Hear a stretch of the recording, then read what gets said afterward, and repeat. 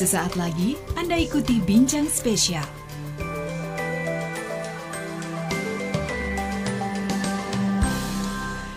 103 Radio Solo Pos Wian Information. Selamat siang menuju sore Sobat Solo Pos. Dan kali ini ada saya Senja Kurnia dan ada di Bincang Spesial bersama dengan Bea Cukai Surakarta dan Pemkab Sukoharjo. Hari ini kita akan bahas seputar inovasi masa depan industri tembakau dan juga penerimaan negara. Sobat Solo Pos bisa ikutan bergabung ataupun juga simak streaming kami di radio.solopos.com sampai hampir 1 jam ke depan nih, hingga nanti jelang pukul 3 sore. Kali ini bersama dengan dua narasumber yang sudah hadir di studio Radio Solo Pos. Ada Mas Dion Chandra, Humas Bea Cukai Surakarta. Selamat siang Mas Dion. Selamat siang Mbak, sehat kan? Sehat ya. Harus selalu sehat sepertinya ya. Ini tadi dari pagi udah banyak aktivitas ya pasti ya. Iya nih, dari pagi tadi kita sudah sosialisasi juga secara tatap muka di Kabupaten Karanganyar. Lanjut kita podcast radio bersama Pemda Sukoharjo. Jadi memang padat kita. Wah, terus yang ini siaran ya bersama dengan Radio Solo Pos ya. Oke, kemudian di sini Mas Dion nggak sendiri karena bersama dengan Mbak Abigail Selin, Humas Bea Cukai Surakarta. Mbak Abi, selamat siang. Selamat siang Mbak. Sehat ya Mbak ya? Sehat-sehat dan semangat pastinya baik. ya. Oke, kita ada di satu tema yaitu seputar inovasi masa depan industri tembakau dan juga penerimaan negara. Sobat Solo Pos bisa ikutan bergabung juga untuk bertanya di 081226103103.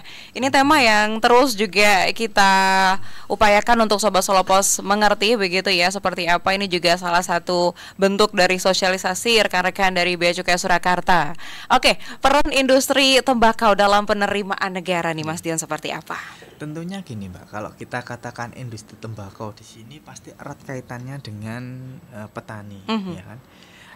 Dari petani tembakau tercipta. Betul. Dari bibit-bibit unggul, kemudian nanti pada akhirnya petani akan menjual ke produsen, yang dimana produsen ini yang kita tahu sebagai salah satu tonggak penerimaan negara. Karena apa? Karena memang dari produsen ini pemesanan pita cukai kalau dari penerimaan negara itu tercipta seperti itu. Jadi dari para produsen ini membeli pita cukai, kemudian mengemas dan nantinya akan dibeli oleh masyarakat lah. Yang utama adalah masyarakat membeli pita cukai bersama rokoknya, yang tentunya sebagai memang masyarakat di sini ini adalah cukai itulah pengendali ya, pengendali dari memang komoditas. Jadi memang komoditas cukai yang diberikan cukai ini sebenarnya untuk mengurangi konsumsi karena adanya dampak negatif seperti itu Mbak. Namun walaupun sudah kita batasi secara cukai, namun setiap tahun ternyata APBN ini naiknya atau penerimaan secara signifikan ini memang dari cukai hasil tembakau. Ya, yang memang kita tahu semua pendapatan cukai ini sampai sekitar 200 triliun Mbak. Itu secara nasional. Nah, sehingga peran industri tembakau dalam penerimaan negara memang sangat optimal dan para petani pun istilahnya sangat diuntungkan pemesanan dari tadi produsen-produsen dan juga konsumen pun juga pada saatnya juga memang jadi objek penerimaan dan juga objek tadi ya terkait pembatasan tadi, karena memang sebenarnya kita tahu dampak negatif itu kita tidak bisa menyetop karena sudah jadi budaya di Indonesia ini. Betul. Nah, makanya kita hanya bisa memberikan kenaikan tarif. Namun kenaikannya juga tidak asal Mbak. Jadi kenaikan tarif di sini kita lihat dari pertumbuhan ekonomi. Ya karena memang ada titipan sebenarnya yang ini kan titipan aturan dari Kementerian Kesehatan. Kalau dari Kementerian Kesehatan kan pengennya memang kalau bisa tidak ada yang merokok karena terkait kesehatan penyakit, otomatis kan Kementerian Kesehatan yang membeli obatnya, ya, yang memproduksi kemudian membelikan secara anggaran. Nah, kita juga bisa melakukan substitusi menggunakan pembayaran BPJS sehingga di masyarakat itu sangat concern sekali di Kementerian Kesehatan itu sampai membangun rumah sakit demi menyembuhkan misalkan akibat dari rokok ini seperti itu. Baik-baik, dan tadi kan dengan APBN yang sebesar itu ya, ini kan juga untuk berbagai sektor tadi ya, termasuk dari kesehatan, pendidikan dan juga infrastruktur. Jadi memang jadi satu hal yang penerimaan yang dominan begitu ya setiap tahunnya ya. Oke. Baik nih. Nah, ini seperti apa sih kontribusi terhadap penerimaan negara, pendapatan negara ya Sobat Solopos ya? Kalau dari Mbak Abi sendiri seperti apa nih, Mbak? Ya, jadi untuk penerimaan cukai sendiri ya Mbak ya, dari tahun 2024 itu cukai itu kan banyak, ada hasil tembakau, ada MMA atau minuman keras, lalu ada etil alkohol. Nah, itu cukai sendiri menyumbang totalnya sebenarnya 226 triliun dan itu tumbuh 2% tahun 2024. Kita bicara 2024 ya, karena 2025 sedang masih berjalan dan sedang berlangsung, dan untuk HT sendiri atau hasil tembakau itu menyumbang 216. Jadi sangat besar kontribusinya hasil tembakau atau yang kita kenal sebagai rokok ini dalam penerimaan negara, dan tentunya itu sangat berperan penting yaitu bea cukai ya, karena bea cukai juga ada tim optimalisasi penerimaan, dan ada juga dialog-dialog, dan ada juga dengan koordinasi dengan satuan kerja. Jadi dari pusat itu juga seperti mandatori kepada kita ya di kantor bea cukai di daerah-daerah untuk optimalisasi cukai itu sendiri. Apalagi ini setelah COVID pastinya banyak industri yang istilahnya masih membangun lagi, apalagi industri hasil tembakau kita tahu sendiri padat karya ya Mbak ya, banyak sekali tenaga kerja yang diserap dari situ, dan juga pasti ada interview perusahaan sehingga optimalisasi penerimaan kepada pendapatan negara itu bisa maksimal, dan tentunya ini berlangsung juga di 2025 yang terus kita lakukan, dan tentunya untuk dari bea cukai sendiri pasti dedikasinya juga untuk penerimaan cukai ini maksimal untuk tahun ini, begitu Mbak. Oke, baik. Nanti kita masih akan lanjut tentunya Sobat Solopos ya, hingga jelang pukul 3 sore. Jadi silakan bergabung karena masih dengan tema inovasi masa depan industri tembakau dan penerimaan negara dalam bincang spesial bersama dengan Bea Cukai Surakarta dan juga Pemkab Sukoharjo kali ini.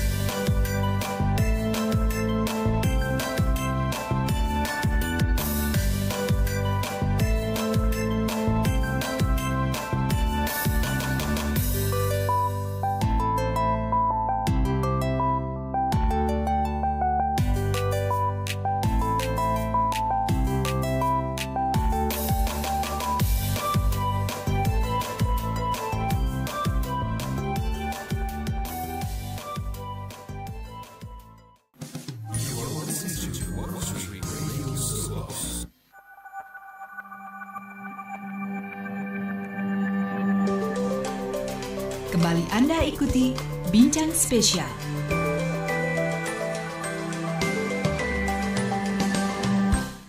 103 Radio Solo Post Bian Information, Sobat Solo Post, menit ke-24 lewat dari pukul 14. Kita masih ada di Bincang Spesial bersama dengan Bea Cukai Surakarta dan Pemkab Sukoharjo. Sobat Solo Post masih bisa bergabung tentunya, silakan ke WhatsApp di 081226103103. Seputar inovasi masa depan industri tembakau dan penerimaan negara ya. Tadi di sesi sebelumnya kita sudah bahas nih terkait dengan begitu besarnya, begitu penerimaan negara dari cukai sendiri, Sobat Solo Post. Dan kita masih akan bahas sampai nanti jelang pukul 3 sore, jadi masih bisa tune in dan juga simak kami melalui streaming di radio.solopost.com. Oke, ini sudah ada yang ikut bertanya siang hari ini. Ada Sobat Solo Post di 815 dengan Ardian ya.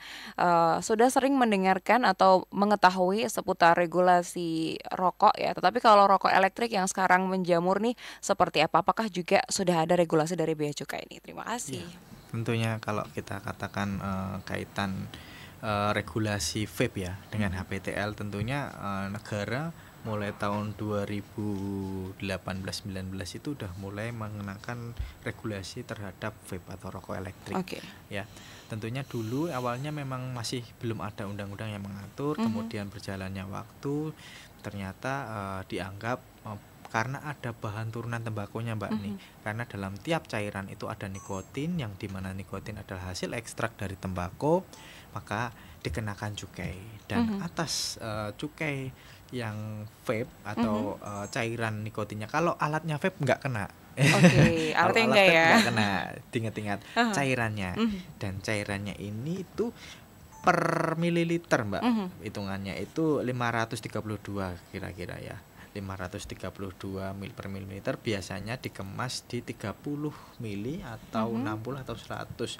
Berarti kalau secara 30 mili ya sekitar hampir 15 ribuan lah per botol. Seperti itu ke 30 mili, berarti kalau misal 60 dikalikan 2 kali lipat bisa 30.000 seperti itu. Jadi memang secara tarif sudah ini juga sudah per mili, sehingga regulasi apabila masyarakat melihat adanya pabrik-pabrik yang memproduksi vape tapi tidak ada pita cukainya, bisa diatensi. Karena gini, kan vape ini kan erat kaitannya dengan home industry Mbak. Betul. Saat dulu kita awal-awal sekali penerapan itu banyak yang curi-curi. Jadi banyak yang masih berproduksi tapi tidak menggunakan pita cukai. Kita sampai kita datangi toko-toko vape untuk mengedukasi masyarakat bahwa supaya ya tolong dicukaikan seperti itu. Ada yang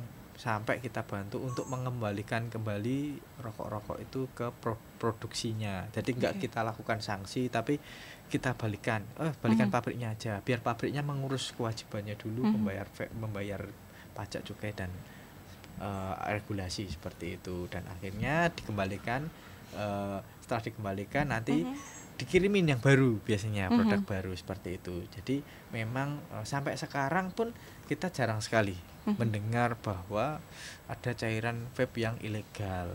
Karena apa? Karena memang tidak sembarang orang bisa membuat Mbak. Beda dengan rokok. Rokok setiap orang bisa melinting ya. Bahan baku apalagi di Jawa ini kan tembakau kan banyak yang sangat menjual, mudah ya dijumpai ya. Mudah. Jadi beda sekali dengan vape. Vape itu ekstraknya itu harus impor Mbak. Jadi tidak mudah, kemudian tekniknya juga memerlukan alat, pencampurannya juga tidak sembarangan ya, kecuali kalau cuman air dikasih sirup itu beda mungkin ya. Semua orang bisa membuat ya. Karena memang teknik dan ini hanya orang-orang tertentu dan juga mungkin yang berpengalaman yang bisa membuat vape seperti itu, sehingga kita juga sebagai Bea Cukai juga mengawasi. Jadi kita mengawasi, vape kan punya komunitas tentunya. Dari komunitas itu kita pantau. Jadi setiap mereka tentunya mendukung legal. Nah, kalau ada yang ilegal, pasti dari komunitas-komunitas juga menginfokan bahwa tolong dibantu Bea Cukai ini, rekan saya misalkan ingin membuat pabrik vape, pasti langsung connect istilahnya langsung diarahkan ke kami untuk kita bantu. tentunya seperti itu, Mbak. Oke, baik. Nah, ini ternyata ada feedback lagi ya dari Mas Ardian. Oh, baru tahu ternyata kalau vape itu juga ada pita cukainya. Nggak pernah ngeh kalau pas beli ya. Oke, Siap. jadi penasaran ya dengan maraknya sekarang nih, apakah juga cukup berpengaruh dengan penerimaan cukai dari sisi rokok elektrik? Ya, jadi begini. Kalau kita katakan vape itu adalah versi substitusi dari rokok. Betul. Sebenarnya awal mula vape ada itu untuk supaya, kan kita tahu sekali kalau rokok itu kan mengakibatkan, ya kan tadi ada itu di situ dibungkus kanker paru, kemudian kematian, kemudian ada penyakit-penyakit lain. Lah, karena vape ini istilahnya di luar negeri itu adalah suatu penemuan baru, kemudian banyak yang mengadopsi, Mbak. Dari adopsi ini minimal adalah mengurangi adiksi. Walaupun sebenarnya nikotin tersebut juga salah satu adiksi, namun seenggaknya kalau kita perbandingkan nih secara rokok satu bungkus 20 batang itu satu hari kadang satu orang ada yang 3 bungkus, ya kan. Kos untuk membelinya berarti satu bungkus 30.000, kita katakanlah 3 bungkus sehari 100.000. 100.000. Iya kan. Kita bandingkan dengan vape. Vape satu botol itu belum habis udah beli lagi orang. Karena apa? Bosan. Rasanya pengen yang nyoba yang lain gitu kan.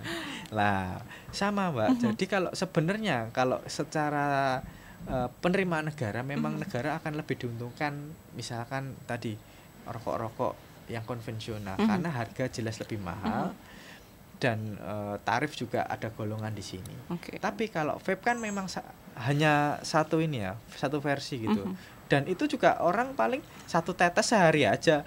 Masih banyak itu, ada yang sampai berbulan-bulan nggak habis gitu. Jadi secara penerimaan sebenarnya berkurang, namun secara kesehatan mungkin nggak seperti istilahnya satu orang semasif mungkin, ya, konvensional semasif gitu konvensional. ya. Karena kalau konvensional kita lihat juga kalau ada satu orang merokok kan sampingnya kena pasif. Betul. Nah kalau vape kan ya walaupun juga kita bisa katakan pasif, namun kan seenggaknya kalau kita lihat orang nge-vape kan juga asapnya nggak terlalu terasa. Nah itu juga perlu diperhatikan juga karena kajian yang sampai saat ini itu belum sampai mengacu situ. Karena kalau rokok kan udah banyak kajian nih, penyakitnya apa aja. Tapi kalau vape sampai saat ini kita lihat belum banyak kajian. Itu yang perlu kita atensi, Mbak. Kita juga tidak menutup kemungkinan ke depannya akan menambah tarif atau seperti apa karena dari jangka jarak ini kan baru istilahnya produk baru ya, yang dimana produk baru kan perlu ada kajian. Kalau ternyata ke depannya itu vape ternyata malah mengakibatkan banyak penyakit, tentunya ke depan pasti secara regulasi pasti diperketat seperti itu.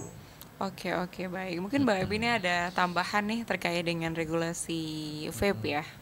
Ya, jadi kalau vape sendiri itu masuk ke, kalau kita ngomongnya HTPL ya Mbak ya, hasil tembakau pengolahan lain, dan itu memang biasa anak muda ya Mbak ya, anak muda yang sering nge-vape dan malah bilang kalau saya tuh nge-vape tapi nge-vape itu beda sama rokok gitu. Nah ini mungkin dari ngobrol kita pada siang hari ini jadi mungkin anak-anak muda bisa tahu bahwa ternyata sama aja karena termasuk hasil tembakau dan dia memiliki nikotin, punya tar. Memang seperti yang dibilang Mas Dion bahwa itu salah satu alternatif yang resikonya lebih rendah dan tentunya karena teknologi sedang dikembangkan begitu. Jadi ya mungkin untuk anak-anak muda mungkin kalau bilang vape sama dengan rokok berarti salah ya. Kalau ternyata udah sama aja, cuma memang resikonya memang tidak sebesar rokok konvensional begitu. Oke, baik. Jadi kalau misalkan itu lebih ke bentuk lain yang sekarang lebih modern gitu ya Mas Dion Babi ya. Betul sekali. Oke, baik. Ini kalau ngomongin seputar tantangan utama ya dalam optimalisasi penerimaan negara nih dari cukai tembakau sendiri seperti apa nih? Ya, jadi untuk tantangannya ya Mbak ya kita tahu bahwa dalam sejarah cukai itu tidak pernah turun. Cukai akan selalu naik. Tapi dari 2025 ini cukai tidak dinaikkan, Mbak. Cuma harga jual ecerannya yang dinaikkan. Itu berbeda ya. Cukai dengan harga jual eceran. Dan itu lebih keberpihakannya lebih kepada konsumen untuk tahun ini. Nah, itu mungkin salah satu implementasi yang diambil oleh pemerintah pusat, karena memang kita dari Bea Cukai sendiri setiap tahunnya itu melakukan pemantauan harga transaksi pasar. Jadi kita lihat di lapangan gimana jual belinya rokok itu bagaimana, apakah sehat, dan juga harganya apakah sesuai, dan juga dinamika ekonominya juga kita lihat di lapangan apakah berjalan sesuai dengan data-data begitu. Dan nanti data-data dari pemantauan harga transaksi pasar ini kita laporkan ke pusat, Mbak. Dan yang di pusat itu data-datanya akan diolah tentunya bukan oleh Kementerian Keuangan sendiri, tapi juga menggandeng ke seperti Kementerian Industri, Kementerian Kesehatan, Kementerian Ketenagakerjaan. Nah, mereka istilahnya ngerebuk gitu ya, Mbak ya, di pusat sana, dan juga nanti akan melahirkan sebuah peraturan apakah cukai di tahun depan akan naik atau stagnan apa turun. Tapi kalau turun kayaknya nggak pernah ya, Mbak ya. Iya, dalam sejarah kita nggak pernah. Jadi kemungkinannya tidak akan turun gitu ya? Iya, tidak akan turun. Cuma ya mungkin akan stagnan atau akan naik begitu. Nah, tantangan utamanya pasti ketika ada peningkatan tarif cukai, ada fenomena down trading. Ya, jadi konsumen lebih memilih untuk mencari yang lebih murah. Nah, alternatif ini yang lebih murah apa? Selain vape yang mungkin yang legal ya. Ternyata ada yang namanya rokok ilegal, Mbak. Nah, rokok ilegal ini yang salah satu melanggar aturan ya, karena memang dia tidak membayar cukai. Entah itu modusnya tidak memakai pita cukai, atau pita cukainya palsu, dipalsukan, atau pita cukainya bekas dari rokok yang lain. Itu sangat banyak modusnya. Tetapi tentu saja kita sebagai aparat pemerintah ya pasti selangkah lebih maju, yang artinya kita sudah tahu nih modus-modus itu sehingga kita bisa menanggulanginya. Nah, selain itu juga ketika konsumen membeli rokok ilegal, pastinya ada namanya penurunan penerimaan negara, atau ada penerimaan negara yang sebenarnya bisa dibayarkan tetapi tidak masuk gitu ya, tidak masuk ke kas APBN kita. Nah, itu salah satu tantangan utamanya gitu, Mbak. Baik. Oke, nanti kita masih akan lanjut lagi Sobat Solopos ya. Ini ada satu penanya, kita akan tanyakan nanti di sesi berikutnya Sobat Solopos. Jadi masih terus bersama dengan bincang spesial bersama Bea Cukai Surakarta dan juga Pemkab Sukoharjo.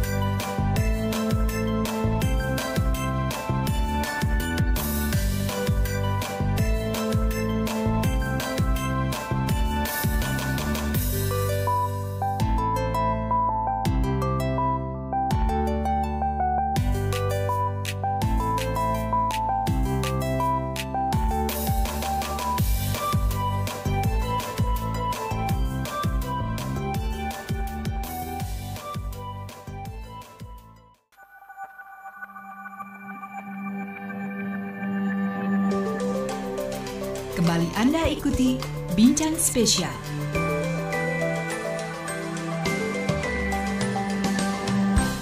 103 Radio Solo Pos WN Information. Sobat Solo Pos masih berlanjut tentunya bincang spesial bersama dengan Bea Cukai Surakarta dan Pemkab Sukoharjo. Kali ini kita masih bahas nih terkait dengan inovasi masa depan industri tembakau dan penerimaan negara ya. Hingga nanti jelang pukul 15 Sobat Solo Pos bisa bergabung juga ke WhatsApp di 081226103103 dan bisa simak kami melalui streaming di radio.solopos.com.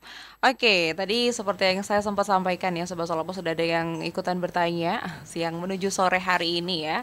Ini terkait dengan lanjutan yang tadi kita bahas begitu nih, adanya rokok ilegal yang disebabkan karena harga rokok yang tinggi tadi ya. Setiap tahunnya memang cukai tidak pernah turun sejauh ini Sobat Solo Pos.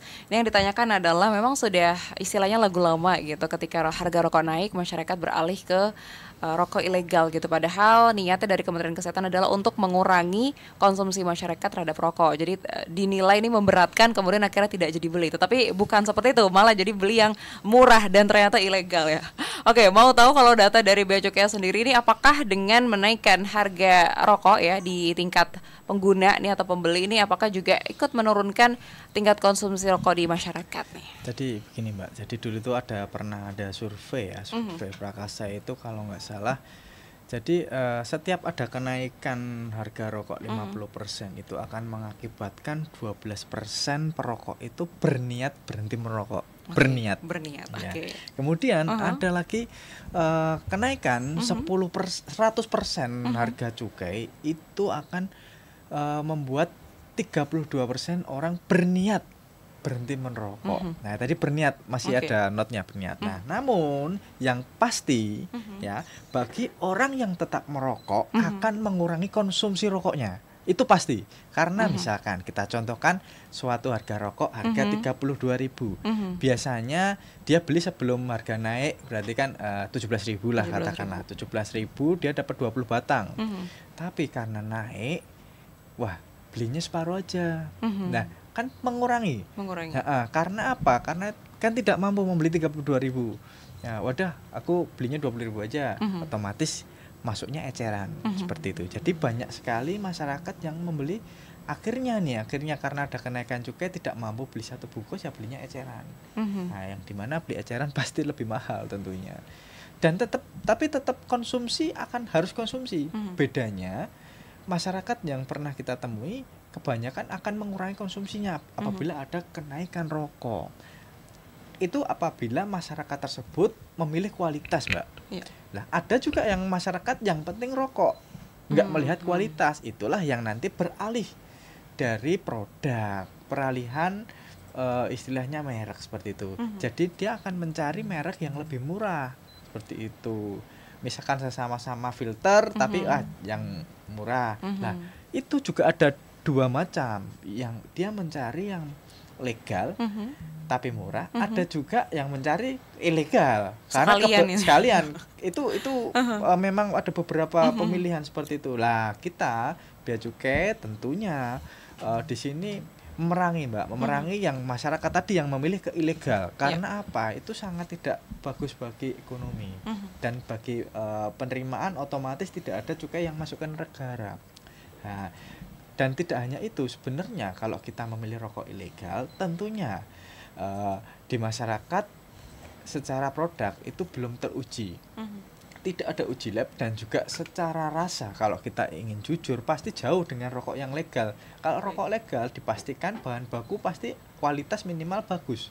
Ya, campurannya juga oke. Tapi kalau rokok ilegal, kalau kita tanya rokok ilegal enak, ya kan yang enak harganya, bukan rasanya gitu. Nah, itu titik fokus, karena masyarakat memang yang penting ngebul, bahasanya seperti itu. Tapi sebenarnya ada loh rokok-rokok UMKM yang seharga dengan rokok ilegal. Yang legal tuh ada gitu. Karena kita di Bea Cukai juga mengeluarkan izin kepada pabrik-pabrik UMKM, Mbak, rumahan. Yang notabene juga dia punya racian yang bagus-bagus. Bahan bakunya dari tanam sendiri itu ada. Seperti itu, bahan baku tanam sendiri, otomatis bisa menekan harga pasar, kemudian dia ngeracik sendiri, jual sendiri, itu ada. Nah, beda dengan rokok ilegal tadi udah buatnya masif istilahnya pakai mesin, dan otomatis bahan bakunya kita nggak tahu dari mana. Nah, disitulah letaknya perbedaannya. Tapi secara data kenaikan rokok pasti ada impactnya. Impactnya ya tadi pembatasan kita pasti pengaruh. Tetap ada orang yang mengurangi jumlah batang itu pasti ada. Dan itulah yang dicari Kementerian Kesehatan sebenarnya, pengurangan dari konsumsi rokok itu. Cuman kalau istilahnya kita contohkan ya, misalkan ada anak-anak yang di bawah umur merokok, pasti kalau harga tinggi kan nggak jadi beli. Ya, dana itu kan mungkin akan diganti, maksudnya daripada ngerokok mending buat main PS ya, gitu kan ada juga ya, mungkin zaman-zaman dulu kan seperti itu. Karena kalau rokok murah terjangkau, otomatis anak-anak SMA ini akan takutnya merokok seperti itu. Oke, jadi memang nih bisa dikatakan iya turun tapi banyak skemanya gitu ya, Sobat Solo Pos. Dari niatnya dan juga tadi berusaha untuk mengurangi begitu ya. Terima kasih sudah ikutan tanya ya. Oke, ini seputar strategi yang bisa diterapkan pemerintah untuk menjaga penerimaan negara dari cukai tembakau seperti apa, karena kaitannya erat dengan kontribusi terhadap APBN ya, Mbak Ebi, seperti apa nih? Ya, jadi untuk strateginya ya Mbak ya, untuk strategi dari pemerintah saat ini kita juga sedang bekerja sama atau berkolaborasi dengan pemerintah daerah melalui dana bagi hasil cukai hasil tembakau DBHCHT. Itu salah satu hasil dari penerimaan negara cukai yang dikembalikan lagi kepada provinsi-provinsi penghasil cukai, salah satunya juga kepada Jawa Tengah, dan saat ini kita Solo Raya ya Mbak ya. Dan implementasinya sangat banyak. Salah satunya ini sosialisasi yang sedang kita lakukan. Kita tidak capek-capek untuk menyuarakan bahwa gempur rokok ilegal itu tidak berhenti begitu. Dan juga saat ini juga ada penegakan hukum yang memang bukan baru ya Mbak ya sebenarnya.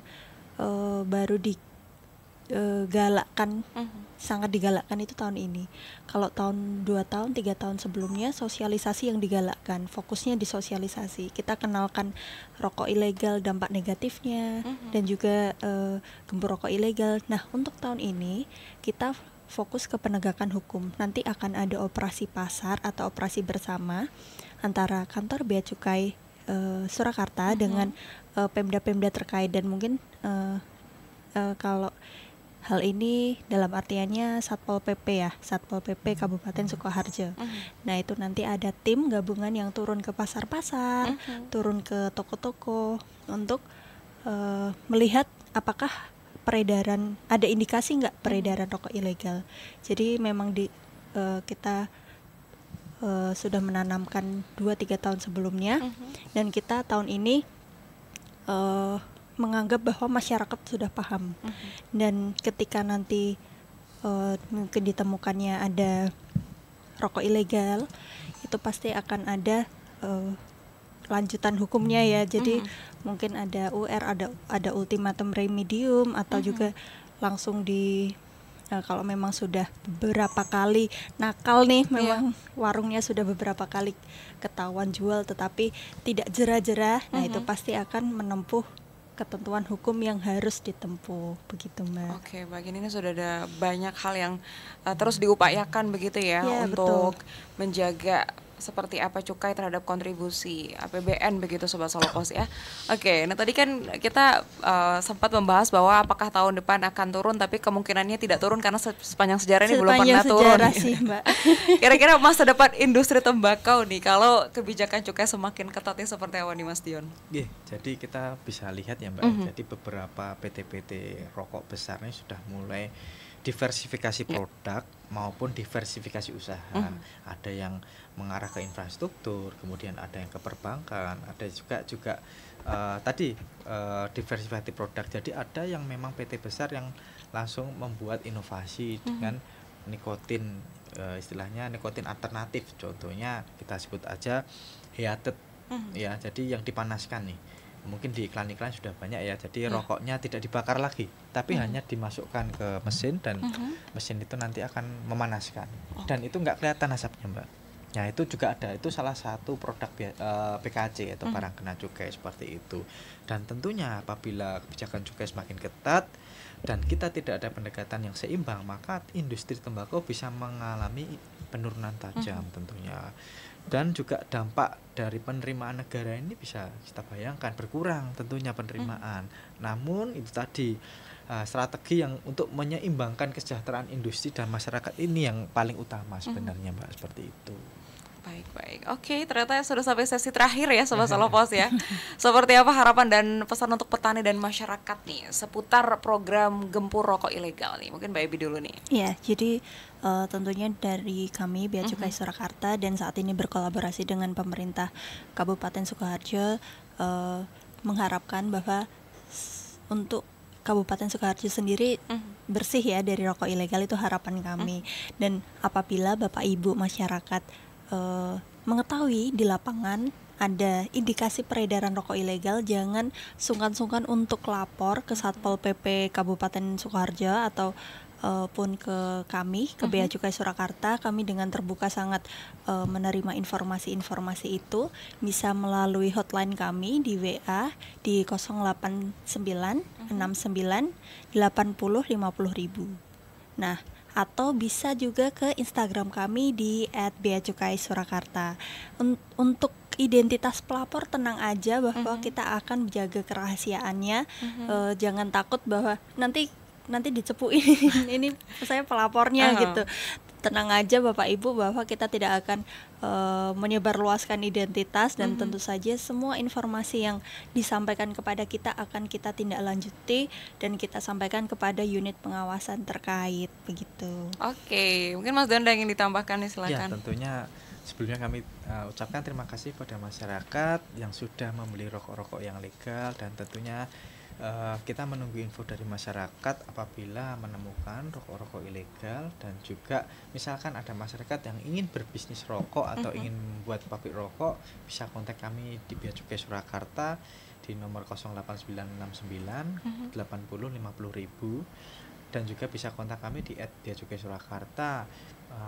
Info dari Anda adalah awal dari pemulihan keuangan negara, seperti itu. Jadi memang kami menunggu informasi, dan selain menunggu kami juga dengan tim Satpol PP Sukoharjo juga tetap berpatroli untuk menjaga kondusivitas stabilitas dari tadi ada rokok-rokok ilegal tadi. Ya, seperti itu. Baik. Terima kasih banyak Mas Dion dan juga Mbak Abi yang sudah sharing siang menuju sore hari ini seputar inovasi masa depan industri tembakau dan penerimaan negara. Nanti kita akan bahas tema-tema yang lain tentunya bersama dengan Bea Cukai Surakarta. Sobat Salopos, selamat sore Mas Dion, Mbak Abi. Selamat sore.